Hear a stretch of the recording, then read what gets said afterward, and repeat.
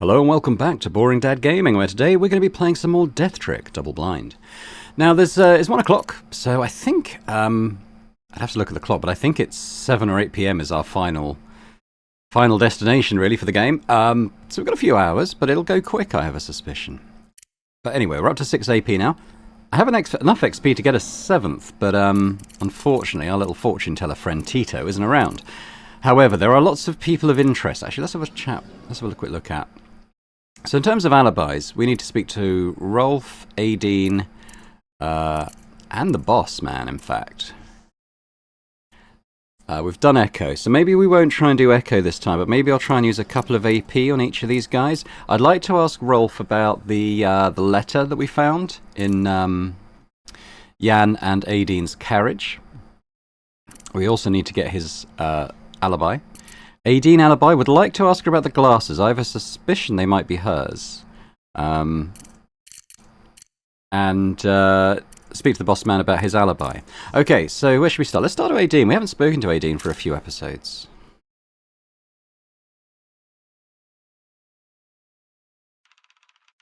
This time I know how to check the side ring for any performances.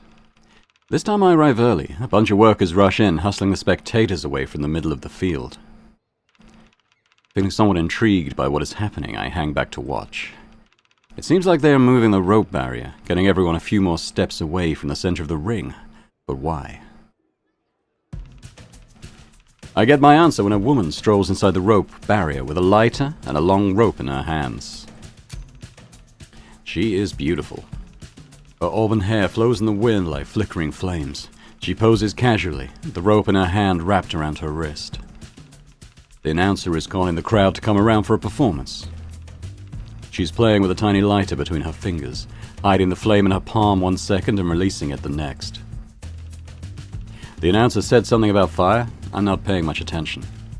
As if sensing us approaching, she looks up and gives me a little smile. Not a particularly friendly or happy one, just the corner of her mouth as acknowledgement. The noises around us begin to simmer. There's a little mole under her left eye that almost twinkles as she blinks. I think I'm staring. It's probably rude. Yeah, probably. I tear my eyes away to see a crowd spread all around the rope barrier. The red-haired woman stands straight, and without saying another word, uses the lighter in her hand to light up one end of the rope. She lifts up the rope, and I can see it more clearly. It's not a simple rope, but some sort of rope dart. One end is connected to a wick, which immediately catches fire, turning it into a mini fireball. Oh, wow. She takes a step in her knee-high boots and swings the fireball out. The crowd in that direction screams, but she snaps the rope back towards her. The fire dart has become a comet, drawing perfect trails in the air through the fire dancer's quick movements. Her arm draws a wide arc, leaving the rope circling her neck. The crowd gasps, unconsciously reaching for a breath of air that they are afraid she's not taking. The flames are so close to her hair, merging into an indistinguishable blaze of crimson. And then she spins back around, her whole body drawn tight as a bowstring, and the momentum unfolds in a continuous twirl, a cyclone made of flame, passion, and skill. I have no idea how she's still standing upright after that many spins. I'm completely enthralled until I hear someone screaming in the crowd. A young girl has walked under the rope barrier. She's standing directly in the path of the flying fireball, but the performer's face is turned away in concentration. The fire dancer's head snaps back around and realizes what was happening, just as the crowd begins to shout en masse.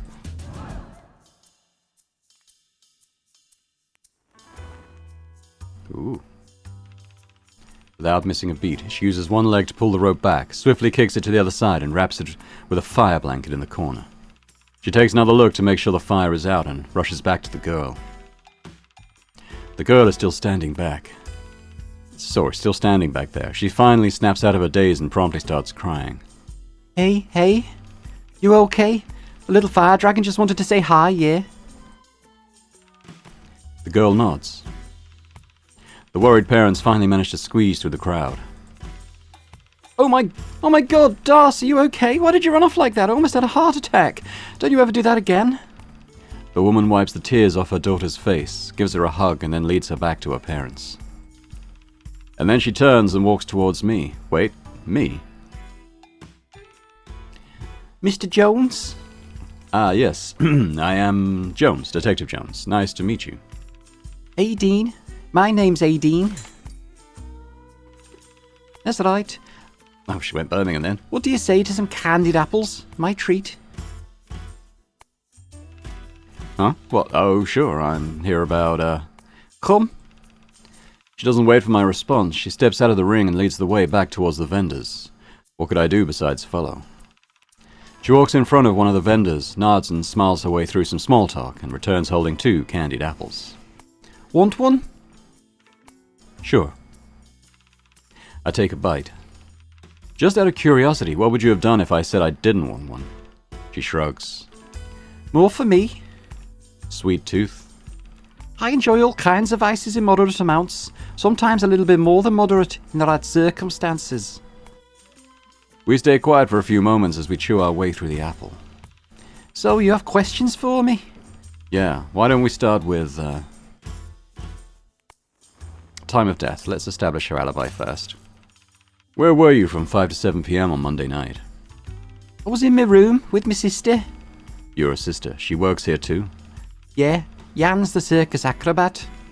Jan's your sister, but, We don't have the same parents. Oh, just the same accent. I'm sorry. Why, are you one of our parents? No? Then what are you sorry for? Just messing with you. I know that's how people usually react to this sort of thing. Ahem. Sorry or not sorry, I guess. Anyway, you were saying you were in your train car with her the whole time? She savors my embarrassment for a second before finally deciding to let it go and continue the conversation. Yeah. Do you remember what you were doing at the time? Listening to some music on the radio, I guess. I can't really remember exactly. And what happened then? Echo showed. He was in a rush, like I've never seen him before. He said something happened to Hattie and that I should go with him. I told Jan to stay there and wait for me, and then I followed Echo. You went to the tent? Yeah, I had to see for myself. She pauses, looking a little shaken. Alice was already there when we arrived. I think Echo called her there too. I looked inside. She was just lying there like I couldn't believe it. I went and told the other performers, Rolf and Chip, what happened. We decided to wait for Moses to decide what to do. You probably know the rest already. Okay. According to Aideen, she stayed inside with Jan in the trailer they shared on Monday afternoon. When Echo came knocking a little after 7, she went with him to the crime scene and helped inform the others. We have a contradiction. Okay, well I guess we should do that. Aideen's statement.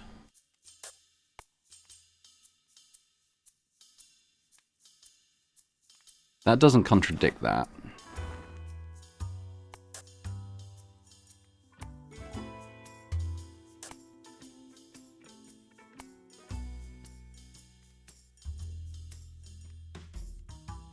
That doesn't contradict that.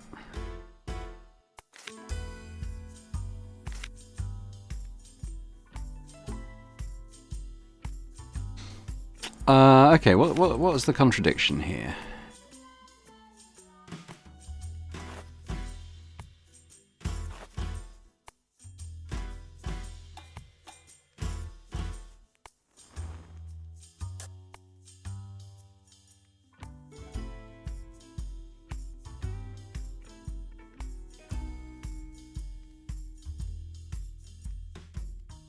That doesn't...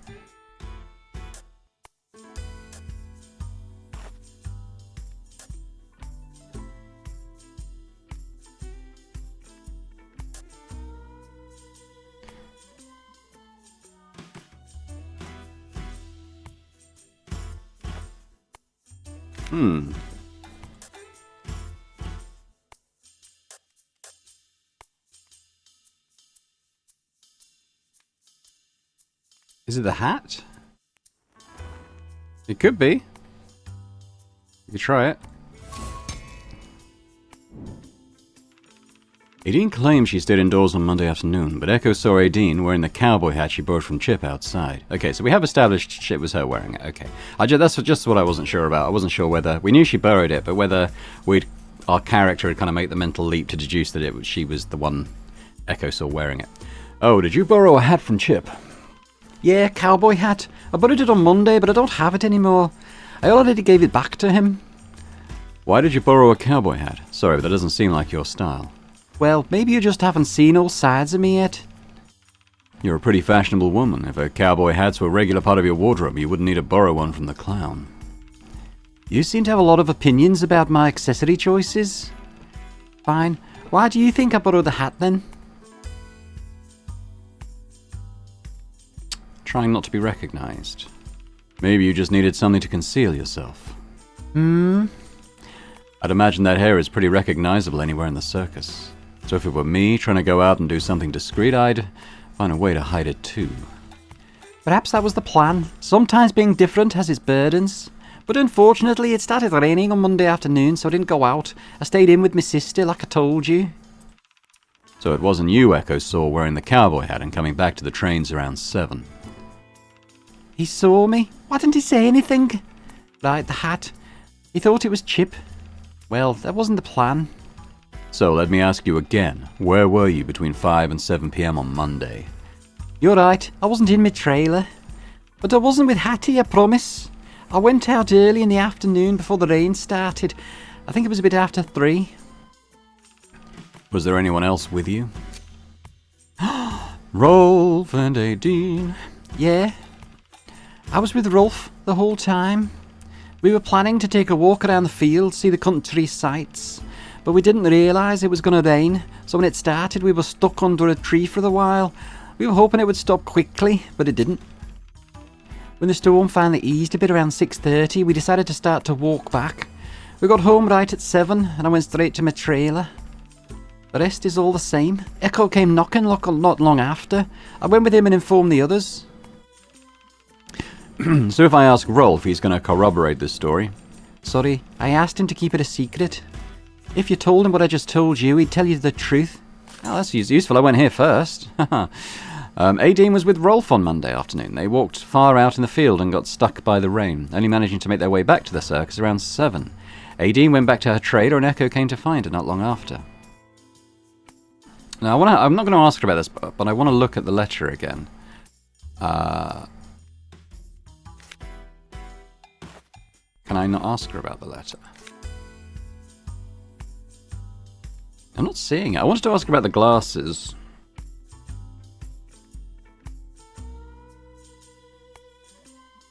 Or we could just flat out ask her about the secret apprentice. Although I can't seem to ask her about that.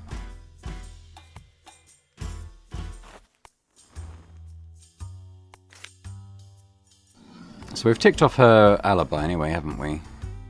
Yeah. Yeah, okay, well we've got to find the owner of these glasses, so let's ask her about it.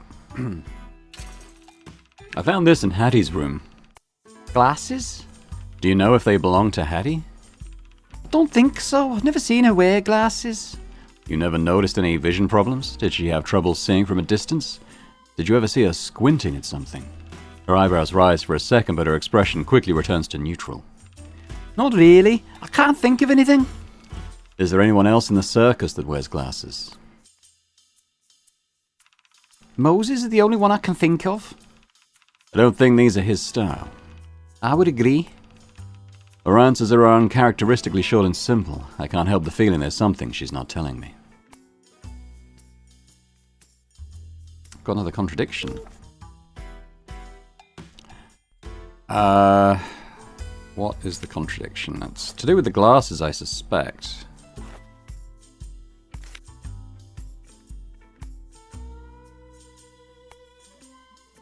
We could...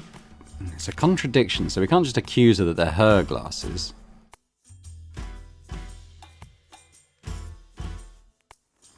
Is there anything in the photo? No, probably not.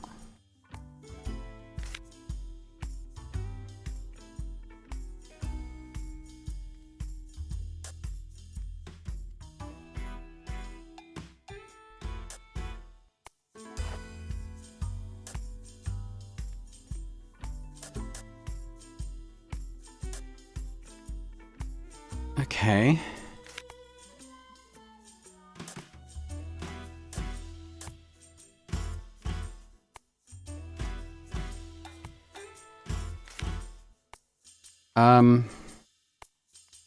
Is there anyone on the poster that's got glasses? Probably not, right?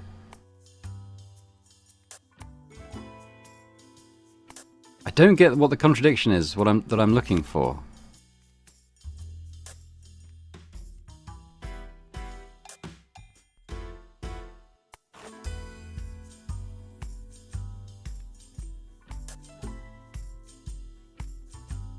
Is it just...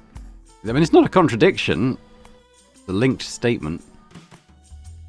I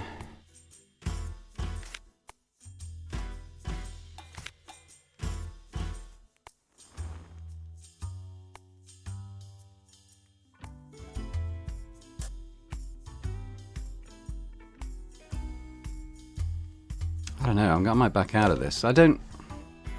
There's a contradiction, but I don't... I'm just very aware of my APs, you know. So what does she actually say? I can't remember. I might leave that. I might potentially come back. I want to go and talk to Rolf, though. Washi Tito's not there. When I walk in, Rolf is already standing in the middle of the circus ring without any props or bells and whistles. Simple warm lights illuminate the inside of the big top. I can clearly see the faces of the people sitting across the ring. Rolf rubs his hands together a little nervously, uncomfortable with the entire tent's eyes on him. Hi, I am Rolf, the animal trainer. I have a horse riding show for you, coming right up. He signals to the rest of the staff and music starts playing in anticipation. He turns around and vanishes through the stage curtains. A few moments later, I hear the telltale sound of a horse's gallop. Rolf bursts through the same fluttering curtains on horseback. He's on a majestic black stallion with a mane that practically glows beneath the big top light. A few light trots later, they charge into the center ring, bathing in the applause. One hand gripping the reins, he pats the horse on its back and starts racing in circles around the ring. I haven't seen many horses in my life, but I always thought professional riders are supposed to be short and slender. Rolf is possibly the biggest rider I've seen. His long legs and wide shoulders would probably look funny on any other horse but this one. But together, they look perfectly balanced. They are one creature, not two. 2 laps later, Rolf swings one of his legs over the horse's head and dips, 2 legs straight to the side, as if he's preparing to leap.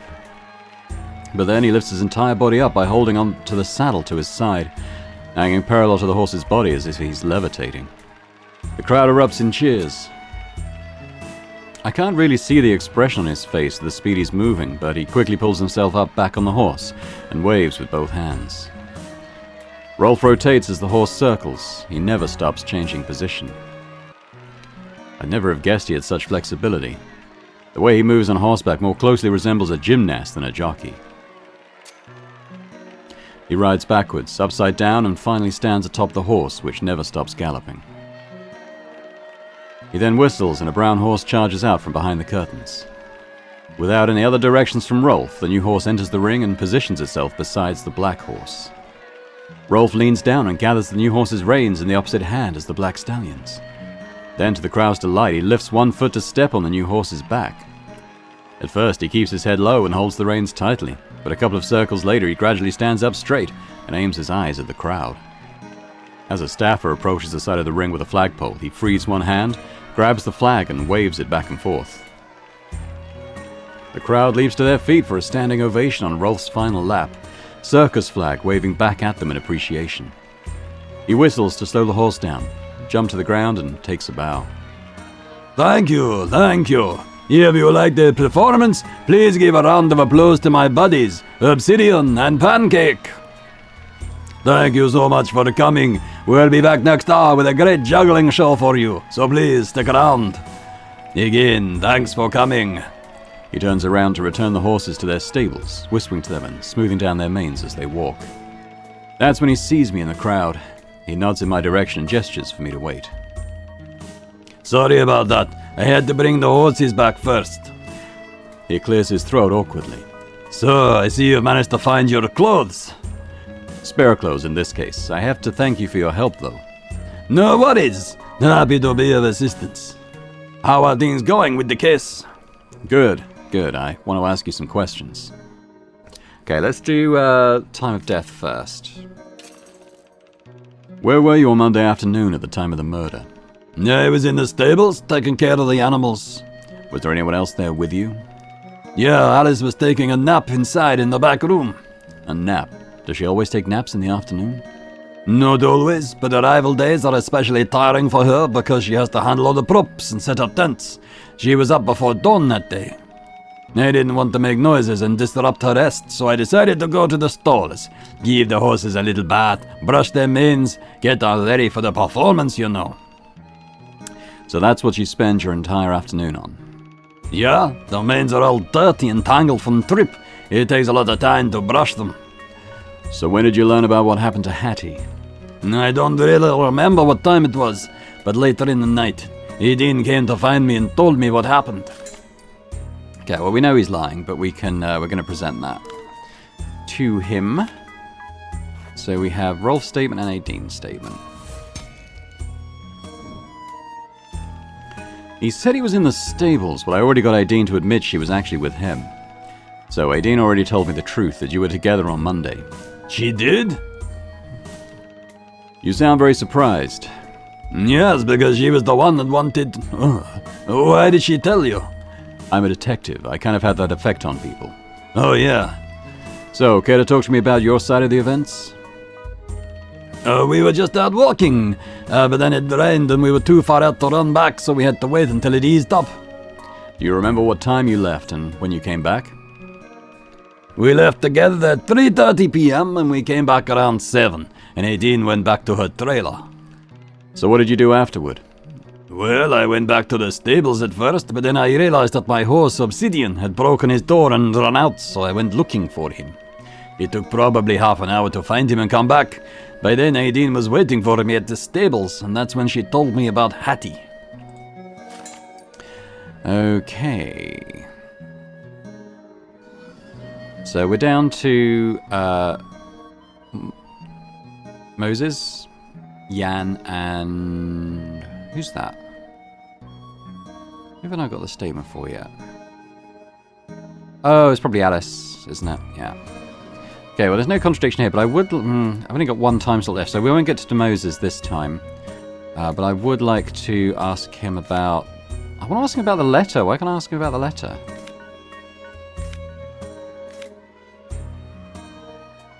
Maybe I do go and talk to Moses then.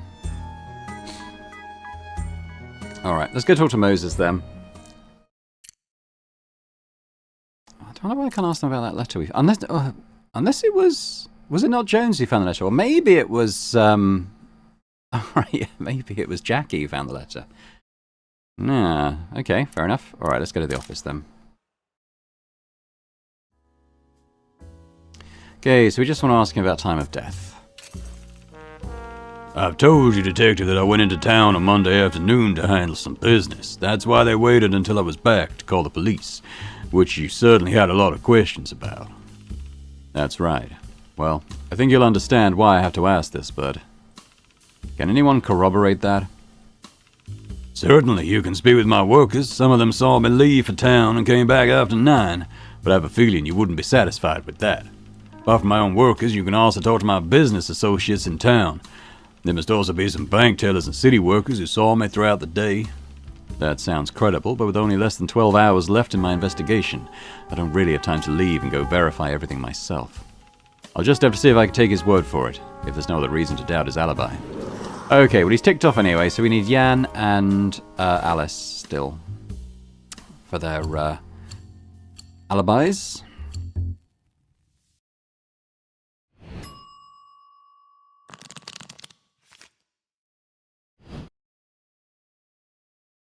$7 AP for Jackie. I don't think we'll have enough to get another one. No.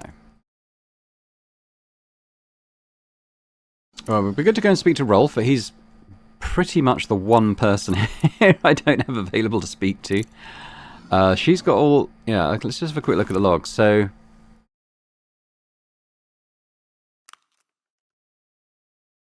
We could ask Aideen about it. I mean, we kind of know it's Rolf, right, don't we?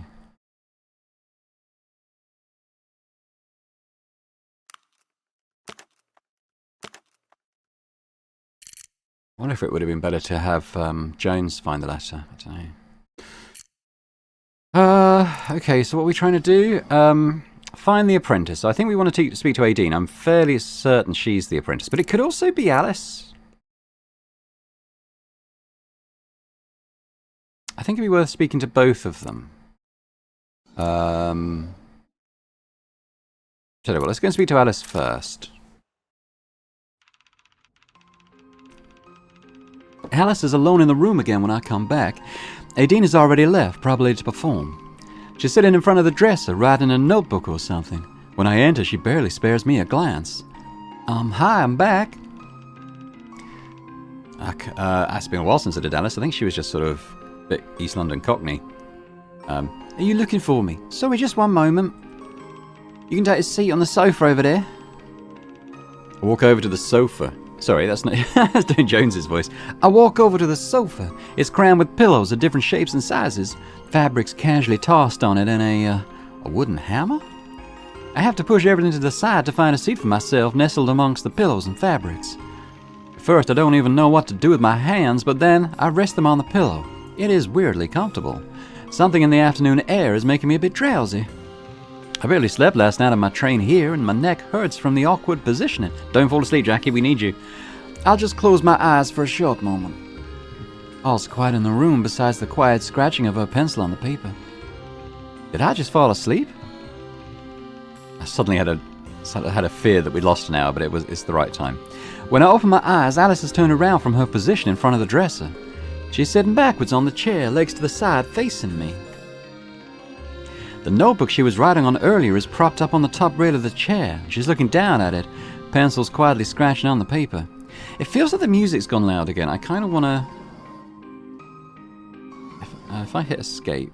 Yeah, okay. Let's bring the music right down. She looks up at me, then back down at the paper and freezes. Sorry, I didn't notice that you woke up. And sorry I didn't wake you. You look tired. How long was I asleep? Not long at all, like 10, 15 minutes. You crashed hard. Oh. Are you drawing me? Sorry, I just, I was waiting for you to wake up. I can get rid of it if you want. She stands up so fast that it knocks the chair over.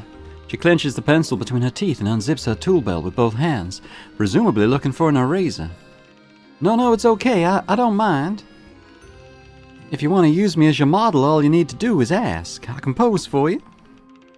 You don't need to do that. Just stay where you are and talk, if you don't mind. You'll continue? Yeah, I can sketch and talk, I think. All right. We stay silent for a moment while she puts a chair back into position. I don't want to distract her from drawing with any complicated questions about circus acts or murder, so I decide to keep it light. Is that your sketchbook? She takes a few seconds to respond. Sketchbook? Yeah, right. I guess you could say that. I'll just doodle. What sort of things do you draw? Just things I see around in the circus. Anything, really. Designs, too. It's nothing. Just something to pass the time. Alright, you can move now. Sorry about that. I roll my neck and stretch my legs before walking over to Alice. Before I even reach her seat, she tilts the notebook away from me.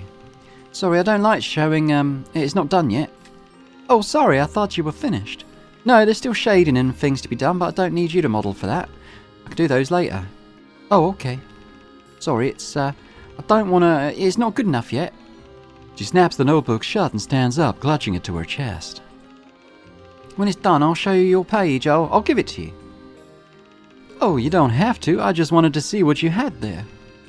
I'll work on it later. 1 second. She walks over to the hangers, the ones in front of the big crescent moon prop, and stuffs her notebook deep inside the fabrics box behind it. Her voice comes back through the mirrors, slightly muffled since she is facing away from me. You... before what? I'm sorry, what did you say? You wanted to talk to me before this, right? What did you want to talk about? Why am I here again?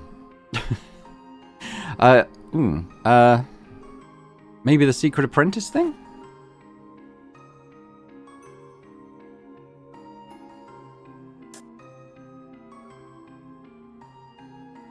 That's what we're trying to find out, isn't it? Yeah, and we know it's Rolf that wrote the notes, so... Oh, there's a contradiction here. Is there? What's the contradiction?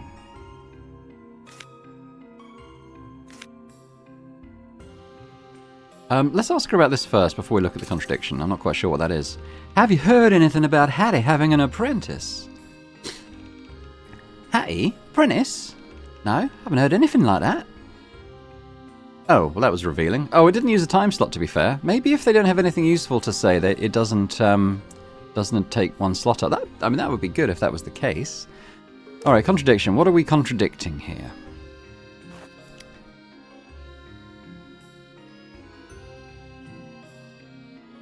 What was she saying to us? I can't remember now. I don't know what the contradiction we're looking for here is. We only just started speaking to her. I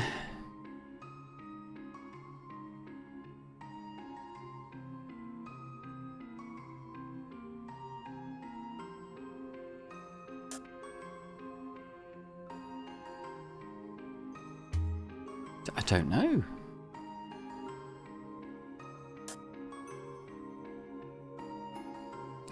Is there a way to sort of look up what we were just talking about? Can I sort of... Oh, here we go. Log. Alright.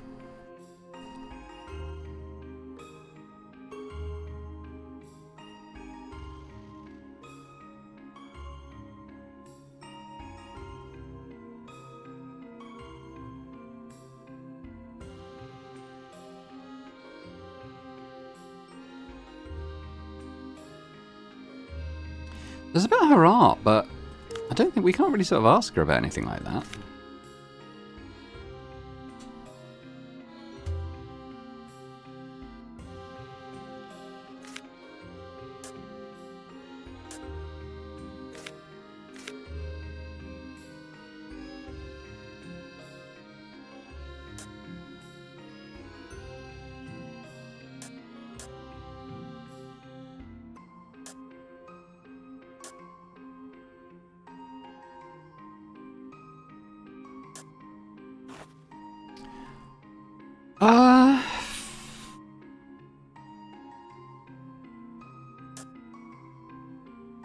I don't know what the contradiction is here. I'm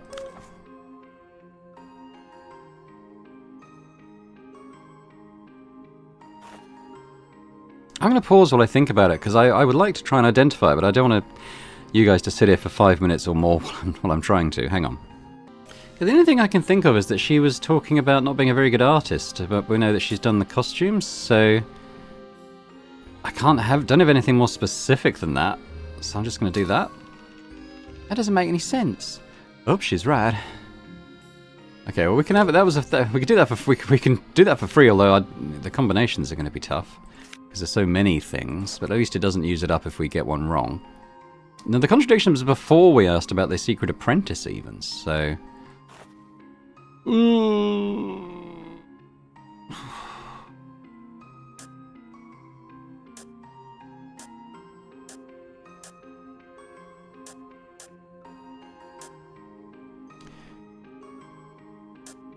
Maybe this?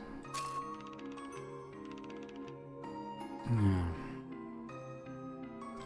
mean, I'm not going to try and brute force it just by trying, because there's too many combinations, isn't there? But it's talking about art. Why is it a contradiction?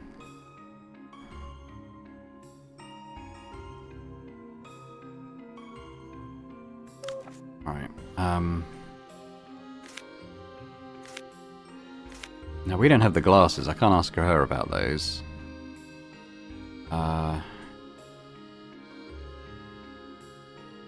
Does she know about the money situation? Do you know much about the financial situation of the circus? No, it's none of my business. I heard Moses talking with an investor. It turns out the circus has not been doing well financially. What? What do you mean not doing well? Not making money for the past 2 years, essentially. You knew nothing about this? No, why would I? Have you seen attendance dropping for the time you've been working here? Her eyes move rapidly, searching her memory. I don't think so. It's always been like that. If anything, when Hattie got here, I think there was a boost. Maybe there's been... Well, you don't notice it if things change gradually, and it's not like we know the exact numbers. Why are you telling me this? What did Moses say? Moses told the investor we would be fine as long as Hattie was here. But she's not. Yeah, but the investor didn't know that. She covers her mouth with her hands. I haven't even thought about that. What will happen to the business with Hattie gone? Are you worried that the circus will close down? No, Moses would never let that happen. What is he going to do about it? I don't know, but there's got to be a way, and if there's a way, Moses will find it. The circus is his. He'd never let anything happen to it. Yeah, it didn't add anything, really.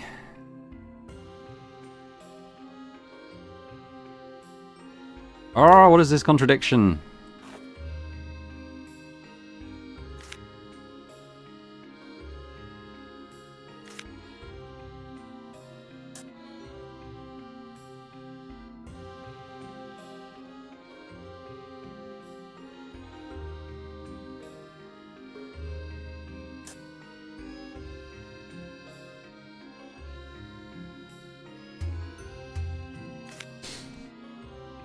Oh, goodness me, I have no idea. Maybe, it might have been something that happened in our earlier conversation with her. I have no idea what we were talking about then. Hang on, I need to go through this again. Okay, well, I've just tried guessing a few things, and it's not happening. I don't know what the contract... Like with Dean earlier, with Jones, I've no idea what contradiction it wants me to identify, so I'm gonna leave. Oh, wait. No, hang on. Let's go backstage again. What I could do is have a look around and maybe see if there's anything here that's... A comically shaded red and gold wooden mallet with a long handle. This doesn't seem like it's here for practical use. Perhaps it's a stage prop. I reach for the handle to get a sense of its weight. For a stage prop, it's not as light as I expected. It's not incredibly heavy. A child could probably lift it if they tried, but it does take a decent amount of force to swing. A big eye painted on the board with a kaleidoscope iris and orange lashes is staring into the space. I can't imagine what kind of show necessitates a prop like this. Imagine waking up in the middle of the night and coming face to face with this. If Alice sleeps on the sofa over there, it must happen semi-regularly. A tall wooden shelf stands upright at the end of the room. On the left side is every sort of flamboyant costume accessory I could possibly think of, from wigs and glittery heels to feather boas and hats. The right side is stuffed full of glitzy, bold pattern fabrics. Several more tall boards stand behind the shelf, a couple are painted like giant poker cards, and I can see one resembles some sort of ornate clock. Somehow these decorations give me a sense of fairy tale wonder more than the other dreamy things in this tent. These painted props feel like the set of a school stage production, like a mother making up stories at her child's bedside. It has a bit shabby and amateur, but real and sincere. Gosh, I sound so corny. A portable clothes rack crammed with colourful costumes in a cerulean crescent. Wow, that's a lot of C's. I eye the box beneath the clothes rack. This is where Alice hid her sketchbook earlier, right? But she's still looking at me from across the room. I can't go rummaging around now. She'd know exactly what I was doing. Now, if I could come back when she's not here... Okay. Maybe that's hinting at the contradiction. In the corner of the room is a short coffee table with a few books, an ashtray, and a couple of bottles of whiskey. Probably where the performers sit to fill the time while they're waiting for their turn on the stage. Take a shot before your act to calm the nerves, eh? I wonder if that's actually what they do. Could easily end in disaster for the lightweights. Makeup desks with mirrors and flickering light bulbs surrounding them. The light bulbs seem hooked up to a finicky source of electricity. They glow and dim rhythmically, almost giving off a hypnotic quality. There are tiny black and white pictures glued to the mirrors. Reference photos? I take a peek into the makeup box on the table. There must be 100 different brushes in there. I wonder how they tell which is which. Hang on. Oh, that's just the clothes rack, I think. So, okay, well, we'll come back later and look at the sketchbook. I don't know if the contradiction thing has come up just as a hint to something, because it came up when she was talking about her art. So we'll come back, we'll try and find the sketchbook, and then maybe we can grill her on that. But for now, why don't we leave? So we've got Jan still fiddling about over there. I think we go and talk to Aideen and talk about the Secret Apprentice. It takes 2 knocks on the train door for someone to respond. Door's open, come in. It's Aideen sitting by the tea table, a book in her hand. She looks up from the book and gestures for me to come inside. Oh, you found your way here? Want a cookie? Sure, I'd love one. Do you want to sit? Make yourself at home? What are you reading? Oh, just some stories to pass the time. She gestures casually at the book, but I catch a familiar part in the title. Is that Sherlock Holmes? Which one? Her eyes light up and she pushes the book closer, leaning over the table. The Adventures of Sherlock Holmes. You've read it too? I've read some. That one's the short stories, right? Yeah, I have the longer novels and some other short story collections as well.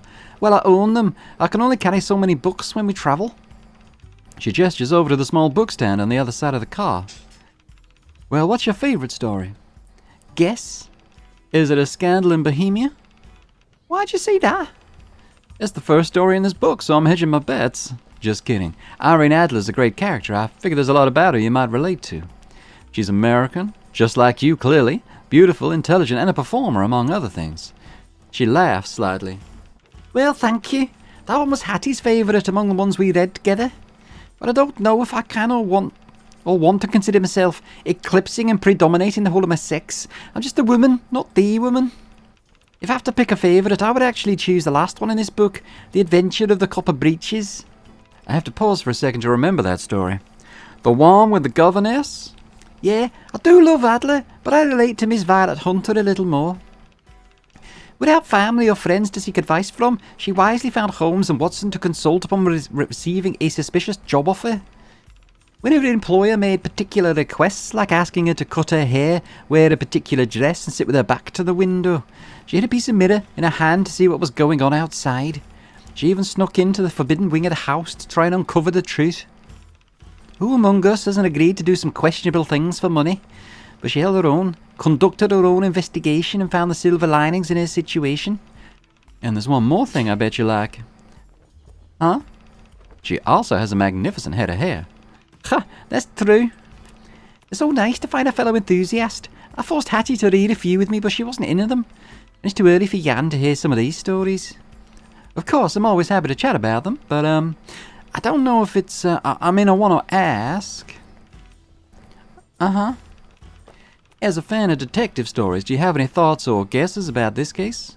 Well, I'm not Holmes, am I? She reaches back down to the book, finger sliding over the pages, deep in thought. I'm not going to lie and say that I've never thought about what would happen if I ended up being the one to make the deductions and crack a case. But now that I'm encountering a mystery in real life, I realise how foolish that is. Real life isn't a book. There are so many things going on, so many people, and I know all of them, or think I do. How am I supposed to know? I read these books knowing I'll get answers in the end. Never have I thought about how cruel it would be for people to live with the uncertainty. If only Holmes really existed and he could come to investigate. Yeah, if only. She shuts the book and pushes it to the side, forcing a smile at me. Sorry, I've been completely distracted by book talk. I didn't even ask if you needed anything. Right, it's nothing important, I just wanted to chat. So let's ask about the Secret Apprentice. You were close with Hattie? Did you know if Hattie was mentoring anyone? She had an apprentice of some kind. An apprentice? Where did that come from? I heard Hattie said she had mentored someone who was capable of taking over her job. You never heard her talk about it? No? Did she say who it was? She didn't, that's the issue. Huh? Who do you think it could be? Well, it would have to be someone in the circus. They gotta travel with us. In training, it takes a while. Honestly, Hattie's only been here for a year and a half. With all the performing, researching and practicing she does, I'm shocked she's any time to teach anyone else, or that anyone would have the time for it. And by the sounds of it, they were almost done with the apprenticeship. She shakes her head incredulously.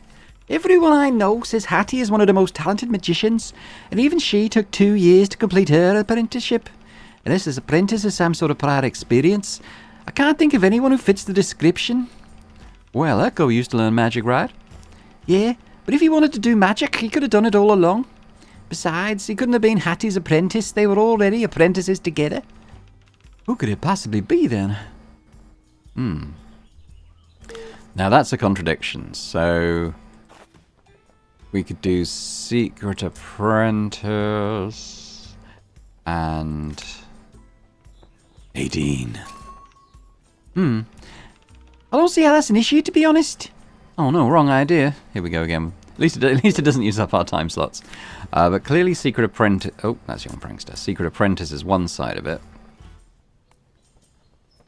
Maybe Hattie's big plan? No. Because it's linked, isn't it? It's not a contradiction. They were best friends. They would have talked a lot, and she would have known exactly what was going on, right? Is that the contradiction? No. Alright, okay. It's hard, these contradictions, sometimes. Secret apprentice.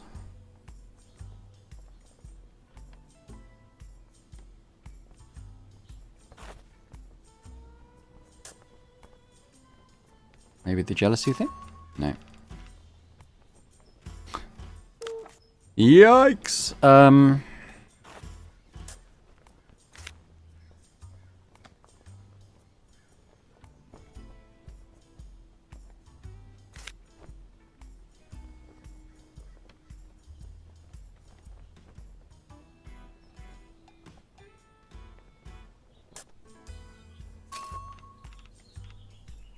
Oh man. I want to know if this was here before and I just didn't see it, or whether it is linked to the secret apprentice thing.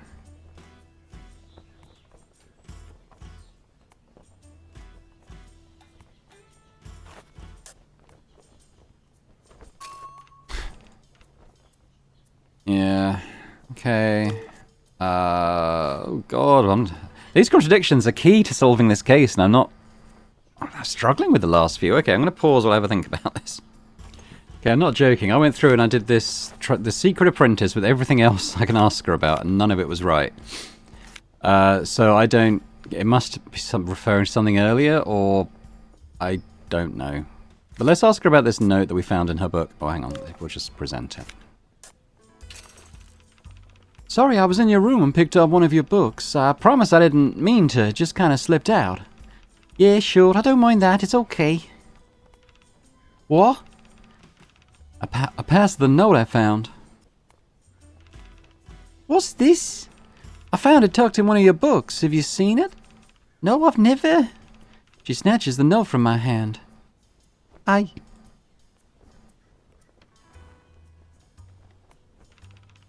Sorry, can you give me a moment? Yes, absolutely. I'm sorry. I avert my gaze as she blinks hard, turning away from me as she lifts her hand to her eyes. Sorry about that. I'm alright. You said you found it in one of my books. Yeah, it was in the Dickinson collection. Oh, it's been a while since I opened that one. I hope you don't mind me asking, but, who is R? She doesn't appear to be angered by my prime, but something about her stance has changed, like she's gearing up for battle. Well, who do you think it is? I think it's Hattie, because remember, her name is Robinette. I think Rolf is the red herring here. I think it's Hattie. It's Hattie, isn't it? I'm not going to tell you. I actually do mind you asking. Finding it wasn't your fault. I trusted you weren't trying to snoop, and since you can't answer it, I'll let you have your guesses, but I don't owe you the answer. She slows down and abandons the harsh tone. She lowers her head and peers up sincerely. Sorry, it's private. Of course it is, and I feel a little bad for asking, but my instincts tell me that there might be something important here. I guess once I figure out who R is, I can find a contradiction and ask her about it again. Oh, I think I might know what this is now. Okay, so let's do Hattie and the stage name? Oh.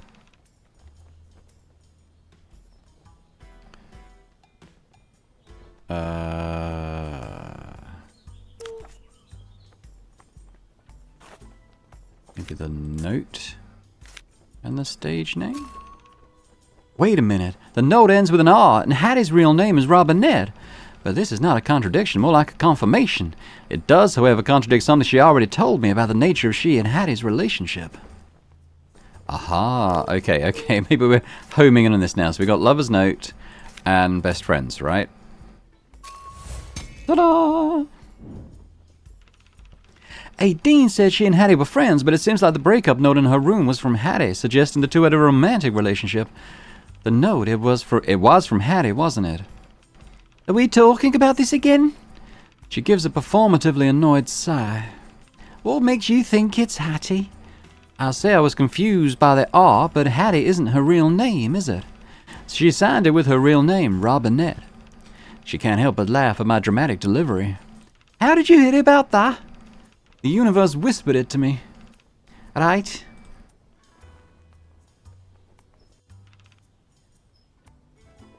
I thought it might stand for Rolf, but something just didn't feel right. I might be making assumptions here, but he doesn't seem like the type to write like that. She throws her head back and laughs. No, he's certainly not. Yeah, you got it right. It's Hattie. The note's from her. Haha. Do you, If you don't mind, you can talk to me about her. You're right. Me and Hattie, we weren't just best friends. Hattie, she used to say we do everything friends do. We just do a few more things too. Friends with benefits. So what happened that note? It looks like a Dear Jane letter, you know? She chuckles at that. I was the one who broke it off, actually. But I think we both knew it was coming. Can I ask why? A few months ago, we had a big argument. It didn't have anything to do with what's between us, actually. But life in the circus is like that. Everything between you ends up in the show, and everything in the show ends up in your relationship. We dealt with the argument. But I guess you could say that it opened a window into something that both of us hadn't discussed much. That we wanted very different things out of life. We had some fun times, and we were in love. But we were not fairy tale princesses waiting for Prince Charming to come and conquer all with the power of love. We both had certain things that were more important than that partnership. Sometimes those things work against each other. At 18 and Hattie had a romantic relationship which they kept secret from their fellow circus members. They broke it off a few months ago after an argument. It seems like although their relationship did take a turn somewhat recently, it was more mutual than I thought. It doesn't seem like something that will fuel hatred or murder, if that's what she's saying is true.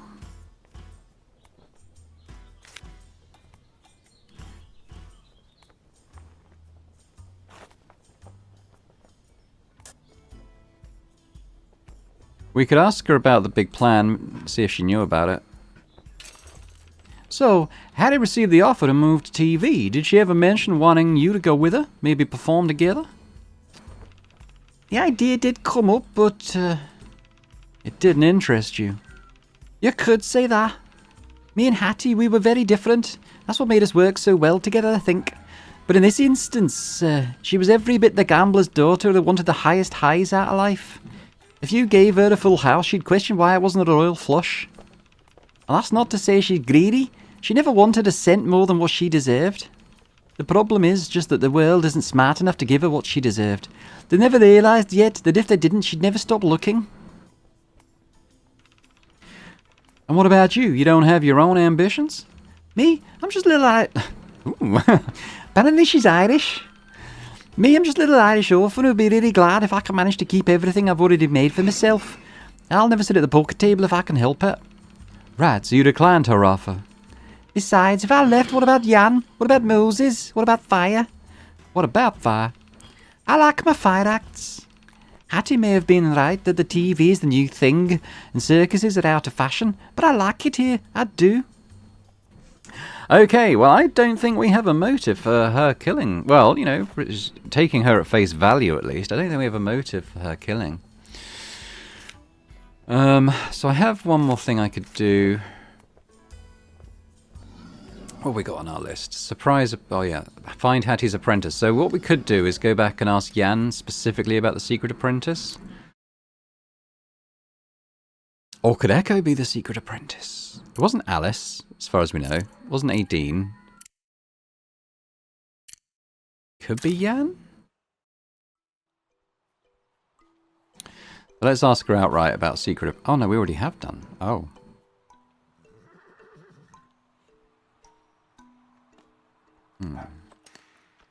In that case, maybe we do go and ask Echo about it, or Tito. Let's go and ask Echo about it. Suspicion kind of falling in my mind towards Echo again here. Let's ask about Secret Apprentice.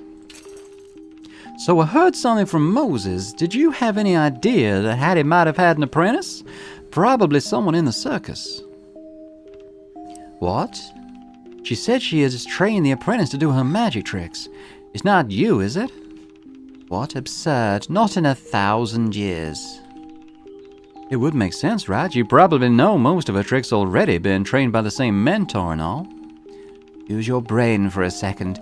I'd never have been her apprentice. I studied all this shit before she did. Okay, well he was...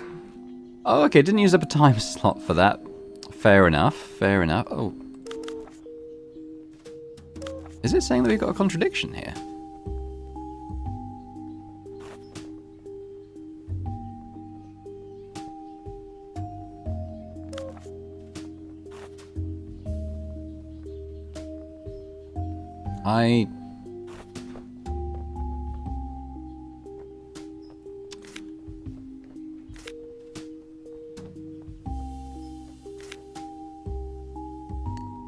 Okay, well let's not worry too much then.